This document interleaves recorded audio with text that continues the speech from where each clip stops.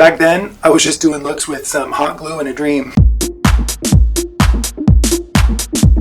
Bonjour! We're going for gold in Paris to celebrate the Olympics. I thought I'd share some of my metallic looks over the years of nightlife and fashion events in Paris.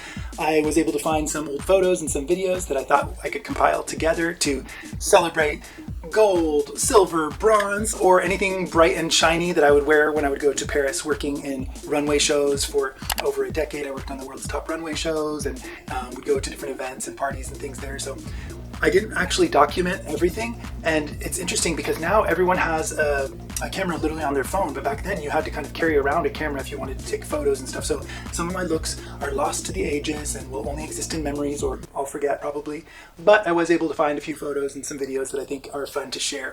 This was long before RuPaul's Drag Race. I had to create my drag looks out of just basically thrift shop finds, and I would often be in situations that were not ideal, and it was a time where I didn't have a drag mother. I didn't have any kind of tutorials to learn how to do any of these things. I just kind of tried to figure it out on my own and see what I could do. And maybe you can tell that from the photos, but remember, just put it in the context of early 2000s, pre-drag race, pre-tutorials, and enjoy. Often in between work in different runway shows where we had crazy schedules, sometimes we'd start at like 5 o'clock in the morning, or we'd finish at 3 o'clock at night, or preparing looks for another show or something like that. We just were so tired, but I guess I could do it when I was in my 20s and 30s.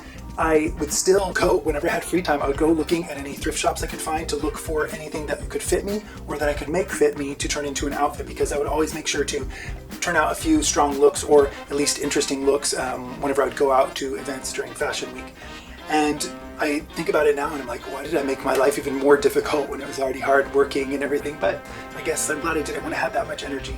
And I think that in Paris, people would appreciate my looks a little bit more when I would get on the subway, because in Milan, where I was living at the time, I would just get kind of like sneers and snickers and stuff, but in Paris I would almost get like applause, and I just feel like the people got me more when I would really dress up in eccentric outfits there, so I always enjoyed dressing up in Paris.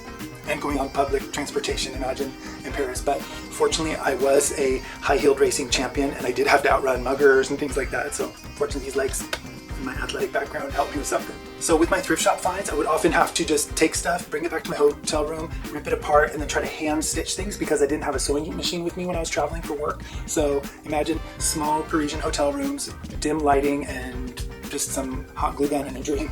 For my hair, I would go to Boulevard de Sebastopol, which is this boulevard where there's a lot of hair shops, like African braiding kind of, and wig shops on that street. So I would just go and look and see if I could find any discounted wigs that could fit me and could work with whatever style of outfit I was churning out at that moment. I love wearing metallics in Paris just because they have so many architectural accents that are in gold, or you'll see like monuments and statues with bronze and gold elements, or just reflective surfaces, even like the pyramid at the Louvre.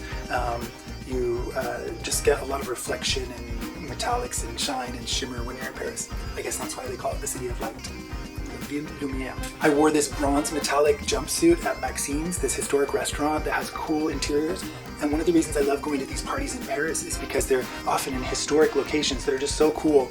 Unfortunately, I didn't have like professional cameras and things, or just even the quality of cell phone cameras nowadays, but they were really cool experiences. One of my favorite outfits I used in one of my favorite locations in Paris, which is the old opera house, the Palais Garnier, which is where they would have a lot of like Stella McCartney's runway shows. We'd often have to be there at 5 o'clock in the morning, but I would also wander around and look at all the architecture. So when there was a party there, I knew exactly, oh, I want something that's bold and shiny and that will look cool with all these sculptural staircases and stuff like that. So I found 3 silver metallic dresses that I sewed together in some way and cinched my waist to try to make it into a cool look, which I think I was successful.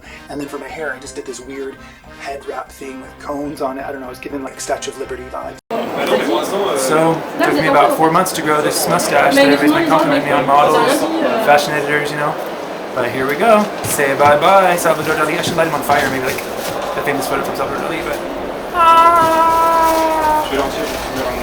Here they go. You can say au revoir. We're actually here in the Parisian Opera, Palais Garnier right now, and we're getting ready for a party that's actually going on already, but I just have so much going on in my life. I've been working since 4:45 in the morning for Chanel, then I did Valentino, and then I came over here to get this party going and get the entertainment all done and made up, and now I'm entertaining myself, and even if I've been going on like 3 hours of sleep a night with no aid from substances, well actually I drink a sip of Coca-Cola tonight. I think it's only about the 4th time I've had Coca-Cola in my life.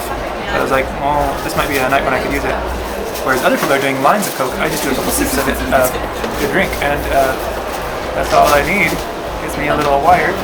And I have to do Louis Vuitton tomorrow morning at 7 a.m., but I don't care. The important thing is that I'm able to get my outfit ready and take some beautiful photos inside of the Parisian Opera. There's a big, I'm not sure what I was going through, probably just didn't have a wig.